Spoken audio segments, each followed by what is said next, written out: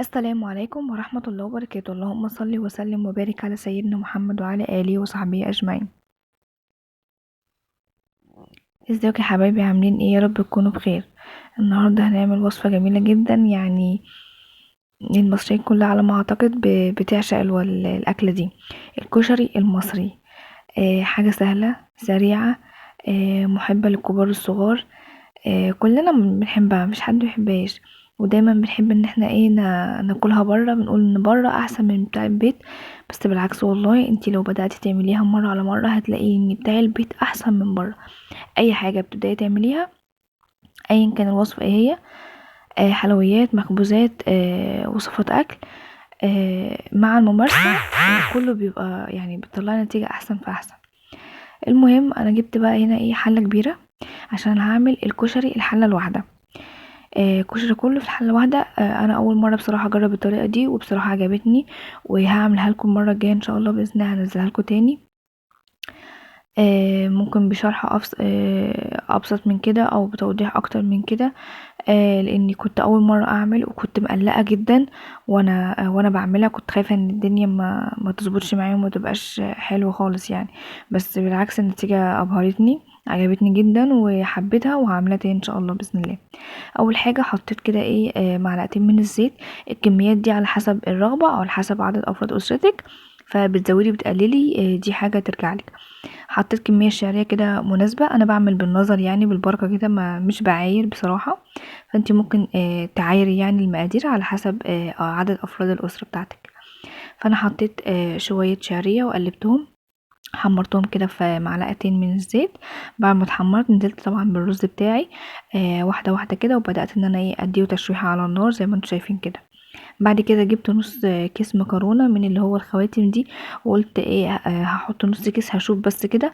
فلقيت لا محتاجه تاني، فحطيت بقيه الكيس اللي هو بيبقى 450 جرام دوت، مش كيلو طبعا. فحطيت كيس بقى من دوت من المكرونه الخواتم، شوحتهم مع بعض. بعد كده نزلت بالمكرونه الاسباجيتي. انا بقسمها نصين، يعني بكسرها نصين كده. ممكن انتي تخليها سليمه او تكسريها على 3 او 4، دي حاجه ترجعلك. انا بقسمها نصين بس. هحط بقى التوابل بتاعتي، وكانت عبارة عن ايه، هحط لها ملح طبعا هملحها، وهحط لها فلفل اسود ورشة من الكمون بسيطة بس كده، مش هحط حاجة تاني. وهجيب مية وهبدأ ان انا احط عليها المية. طبعا انا قلت لكم قبل كده ان انا اي حاجة مكرونة رز انا ما بحطش، ما بغليش مية يعني. انا حاطة مية باردة عليه خالص من الحنفية عادي. ما يعني وما حصلوش اي حاجة الحمد لله، وبقى كويس. اهم حاجة ان الحاجات اللي هي زي دي بتبقى عايزة على نار هادية. فانت تحاولي ان انت تنجزي اكلك قبليها بشويه، تبقى عامله الوقت، حساب الوقت ان انت هتجهزي الاكل على نار هاديه، علشان ما تبقيش مستعجله وتعلي النار وما يبقاش معاكي مظبوط. بعد ما زودت ميه كده غطيته ونقلته على عين تانية. بعد كده بدأت ان انا اجيب حله تانية صغيره علشان اعمل فيها الصلصه. عندي برضو معلقتين من الزيت، حطيت فيهم معلقه من الثوم المفروم، وهبدأ ان انا ايه اشوحهم كده على النار. مش هخليهم ياخدوا لون معايا قوي يعني. هو بس كده ايه، بتبدأ ان التومية بتاعتي بتدبل او تاخد لون اللي هو الاصفر الحلو دوت. بشوحها يعني. وبعد كده خلاص بنزل عليها بمعلقة من الخل، وبعد كده بطشها بصلصة الطماطم عادي. عايزه اقول لكم ان والله كان الريحه بتاعته يعني مش قادره اقول لكم، كانت مفحفحه. يعني كان حد بينادي عليا، فتحت باب الشقه لقيتها بتعملي زي وانتي بتعملي كشري. فالريحه بجد كانت واصله لها.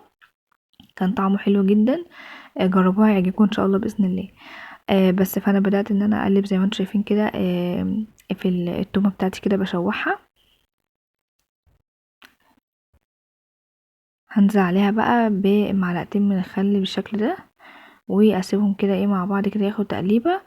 يعني اقلبهم مع بعض تقليبه واحده كده. وبعد كده بنزل بالصلصه بتاعتي. الصلصه دي يعني بيور تقيله كده خام، مش ضايفه لها ميه. فحطيت منها معلقتين، وبدات ان انا ازود ميه وهي على النار كده. وبدات ان انا اظبط الكميه بتاعتي، اضيف ازود ميه كده يعني لحد ما انا خلاص كده انا عايزه الكميه دي فخلاص.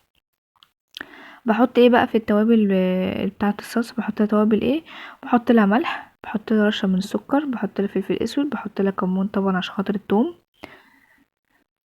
بس دي التوابل اللي انا بحطها.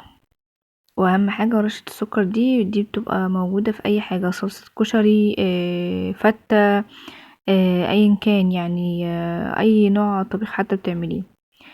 عريت بقى النار بقى، قلت اشوف المكرونه بتاعتي لازم طبعا اديها تقليبه كده عشان ما تعجنش، وابدا ان انا افصل المكرونه الاسباجيتي عن بعضها علشان ما تمسكش في قلب بعضها، واديها تقليبه كده عشان كله ياخد سوا واحد، واطمن على الميه والدنيا، وغطيتها وسبتها. عندي بقى زيت سخن هنا، وعندي بصلايه مقطعاها جوانح زي ما انتم شايفين كده. الزيت بتاعي غلى، وبعد كده بدأت انزل بالبصل. انا بحط بصراحة عليه معلقتين دقيق كده، وبقلبهم مع بعض مع رشة ملح، وبعد كده بحمر البصل بتاعي. بس وقتها ما كانش عندي دقيق عادي يعني، حمرته من غير دقيق خالص زي ما انتم شايفين كده.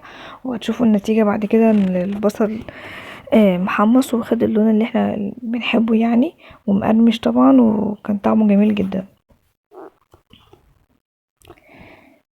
بس بقى فانا حطيت بقى البصل وكده، انا الصلصة عاملاها على النار، سايباها ان هي تاخد غلوة على النار. والرز والشعرية والمكرونة والكلام دوت يعتبر برضو في سوا على النار. عايزة اقول لكم بقى ان انا الحمص والعدس ممكن ما شفتوش معايا هنا، او يعني ما سلقتوش، ما عملتوش معاكم. ليه؟ لان انا مثلا جبت ربع كيلو، نص كيلو، ايا كان الكمية اللي انا جبتها من عند الراجل. انا في ساعتها بجيبها بغسلها كده وبنقعها، وبفضل اغير عليها المية. بعد كده باحطها على النار بتستوي. بعد ما بتستوي انا باحطها في الفريزر، وبطلعها وقت الكشري بتبقى جاهزه معايا، اذا كان العدس او الحمص بتاعي. فبيريحني كتير جدا ان انا اعمل دول، بس هما دول اللي انا هعملهم. والحمص والعدس بيبقوا دايما جاهزين معايا. بطلعهم الفريزر بيفكوا، مش بيجرالهم اي حاجه خالص. وبعد كده ببدا ان انا اتعامل معاهم عادي. ممكن اسخنهم في شويه ميه على النار، او ميه سخنه كده من الحنفيه، وبقلبهم مع بعض كده بيسخنوا. او ممكن بحطهم جنب بس البوتاجاز وانا بعمل الاكل، فهو بياخد من درجة حرارة المطبخ يعني، والسخونة بتاعة الاكل وكده، فمش بيبقى مستاهل ان انا اسخنه يعني. ومش بياخد اي طعم، ولا مثلا طعمه بيغير، او الفريزر بيغير فيه حاجة خالص نهائي، ولا العدس ولا الحمص، كأنك لسه عاملاه في ساعتها. فلو انت جربتي الموضوع دوت هيريحك كتير قوي في موضوع الكشري دوت. هنا بقى كنت موطيه النار بقى لحد ما استوى خالص.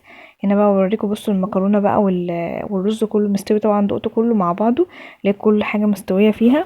فغرفت الطبق الجميل بتاعي دوت، وقعدت انا واولادي كلنا. عايزه اقول لكم، مش قادره اقول لكم على الطعم، حكايه روعه. الطعم بجد كان تحفه، الصلصه كان جميله.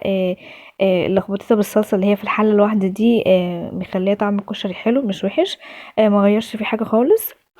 اشوفكم على خير في فيديو جديد، واتمنى لكم الستر والصحة والسعادة، والسلام عليكم ورحمة الله وبركاته.